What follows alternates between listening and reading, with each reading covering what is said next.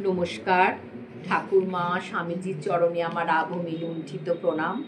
পরম পুরুষ শ্রী শ্রী রামকৃষ্ণ থেকে পাঠ করছি। আগের দিন যা পাঠ করেছি আজ তার পরবর্তী অংশ। লাখ জন্ম হলেই বা ভয় কি, বললে নরেন। বারে বারে আসবো, ছুঁয়ে যাব ঝরা মরাকে, ধুয়ে যাব কোটি ধূলিকণা, তুলে দিয়ে যাব কোটি কাঁটার ক্লেশ কষ্ট। আমি বৃষ্টিবিন্দু হতে চাই, বললে বিবেকানন্দ। আকাশবাসী একটি ছোট্ট বাড়িকণা, কিন্তু আকাশেই থাকবো না, ঝরে পড়ব কোথায়, জিজ্ঞাসা করলে স্বামীজি। শিকাগোতে স্বামীজির সঙ্গে দেখা করতে এসেছে সেই ফরাসিনী গায়িকা মাদাম কালভে। তাকেই প্রশ্ন। নীরবে গাঢ় নম্র চোখে চেয়ে আছে মাদাম। ঝরে পড়ব, কিন্তু সমুদ্রে নয়, সমুদ্রে পড়ে মিশে যাব সেই সমুদ্রের সঙ্গে। এই কল্পনা আমার কাছে অসহ্য লাগে, কিছুতেই না। উদ্দীপ্ত কণ্ঠে বলতে লাগলো বিবেকানন্দ। আমি মোক্ষ চাই না, নির্বাণ চাই না, বিলুপ্তি চাই না। বারে বারে আমি আমার এই ব্যক্তিত্বের চেতনা নিয়ে বাঁচতে চাই। আমি চাই লক্ষ লক্ষ পুনর্জন্ম, ঠাকুরের অভ্রান্ত প্রতিনিধিত্ব। জানো না বুঝি, একদিন এক সমুদ্রে ছোট্ট একটি বৃষ্টি বিন্দু ঝরে পড়েছিল। মাদাম কালভের দিকে চেয়ে বলল আবার স্বামীজি। সমুদ্রে পড়েই কাঁদতে লাগলো বৃষ্টিবিন্দু। কাঁদতে লাগলো কেন? তন্ময়ের মতো জিজ্ঞাসা করলে মাদাম। ভয়ে, দুঃখে মিশিয়ে যাবে এই বেদনায়। সমুদ্র বললে, ভয় কি, দুঃখ কি? কত শত বৃষ্টিবিন্দু, কত শত তোমার ভাই বোন এমনি করে পড়েছে আমার মধ্যে, জল হয়ে মিশে গিয়েছে জলাশয়। আমাদের এই বিন্দু বিন্দু তোমাদের তোমাদের এই বিন্দু বিন্দু জলবিম্ব দিয়েই তো আমি তৈরি হয়েছি। বিন্দু ছাড়া কি সিন্ধু আছে? তবু কাঁদতে লাগলো বৃষ্টিবিন্দু। আমি লুপ্ত হতে চাই না, আমি লিপ্ত হতে চাই।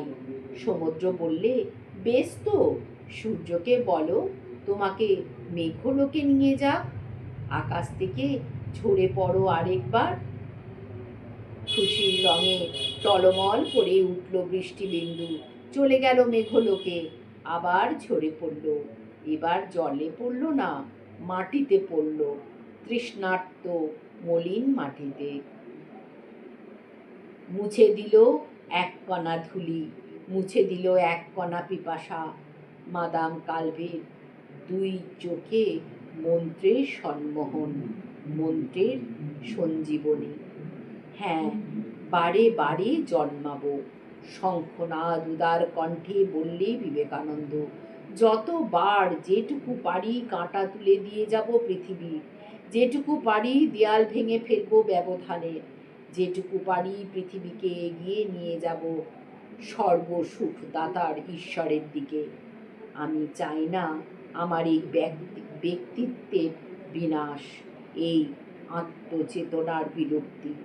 আমি সেই মহান অজানা, সেই অখিল অলৌকিক। বারে বারে এই লোক সংসারে ফিরে ফিরে এসে জানবো নিজেকে। এক অধ্যায় থেকে আরেক অধ্যায়, বৃহত্তর অধ্যায়। দুই চোখ জ্বলে উঠল স্বামীজির। ঠাকুর জিজ্ঞাসা করলে, হ্যাঁ রে নরেন, আর পড়বি না? নরেন বললে, একটা ওষুধ পেলে বাঁচি, যাতে পড়াটরা যা হয়েছে সব ভুলে যাই। শুধু পাণ্ডিত্যে কি হবে, আর কতই বা পড়বে জিজ্ঞাসা করি। হাটের বাইরে থেকে দাঁড়িয়ে একটা হো হো শব্দ শোনা যায়।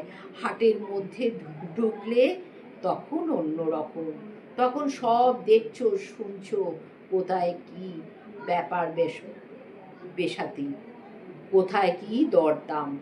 সমুদ্র দূর থেকে হো হো শব্দ করছে, কিন্তু কি হবে শুধু শব্দ শুনে?